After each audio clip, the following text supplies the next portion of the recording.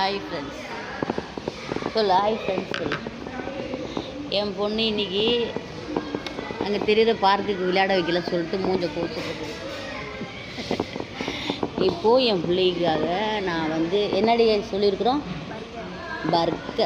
பர்கரில் பீஸாவும் சாண்ட்விட்சையும் சொல்லியிருக்கிறேன்.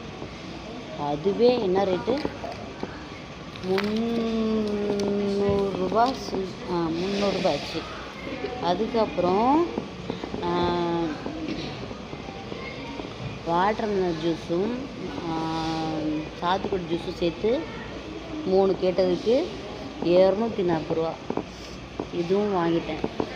அது உள்ளே போகிறதுக்கு இந்த இவளுக்கும் 500 ரூபா ஆகுது உள்ளே போய் விளையாடுறதுக்கு. அந்த 500 ரூபா இருந்துச்சுன்னா இப்போ நல்லா திருப்தியாக சாப்பிட்லாம். 1-2 வாங்கி சாப்பிட்லாம்ல. என்கிட்ட காசு இல்லை, இருக்கிற காசில் வாங்கி தரேன் வந்துருன்னு சொல்கிறேன். கேட்காம மூஞ்ச கோச்சின்னு இருக்குது என் பிள்ளை.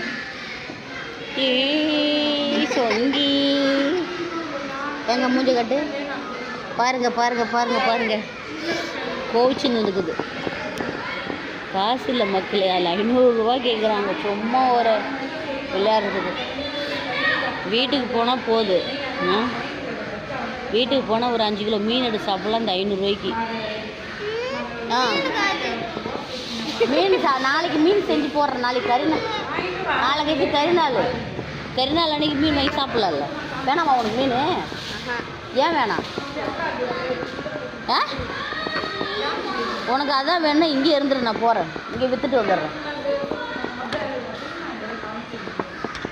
என் கூட வரியா? இங்கே இருக்கியா? சொல்லு, இங்கே இருக்கியா? என் கூட வரியா? சொல்லு ரீசன் சொல்லு. இங்கே இருக்க வரியா? இது சரி மக்களே, இதுங்களுக்கெல்லாம் சாப்பிட வச்சு நான் வீட்டுக்கு கூட்டு போய் சேர்க்குறேன். பெஸ்ட்டு. இதெல்லாம் பார்த்தனால தானே எனக்கு காசு கேட்குறாங்க, விளையாட சொல்லிக்கிட்டு இருக்காங்க. யாரையும் விளையாட வைக்கிறதா இல்லை. வீட்டுக்கு கூட்டு போயிட்டு நல்லா சாப்பிட வச்சு, வீட்டில் டிவி இருக்குது, டிவியை பாருங்கள். நாளை கழிச்சு பார்க் கூட்டு போகிறேன். எங்கள் ஊரில் சாத்தனூர் டேமில் நிறைய பொருள் இருக்குது. ஊஞ்சல் இருக்குது, ஸ்விம்மிங் பூல் இருக்குது, முதல்ல கிடக்குது, குரங்கு இருக்குது. அவங்க அருவி மாதிரி தண்ணி ஊற்றுது. இதெல்லாம் பார்த்தோன்னா என்ன அழகாக இடம் இருக்குது. 1 ரூபா டிக்கெட் இல்லாமல் போய் சேரும் உள்ளே. இந்த சும்மா கிடந்த ஊஞ்சலில் மேலேருந்து சரக்காம்புரம் போய் வர்றதுக்கு 500 ரூபா கேட்குறாவில் அந்த பொண்ணு. அதில் தான் சாக்ஸ் வேறு, அது வேறு தனி காசம். 10 ரூபா கொடுத்த சாக்ஸ் வேறு.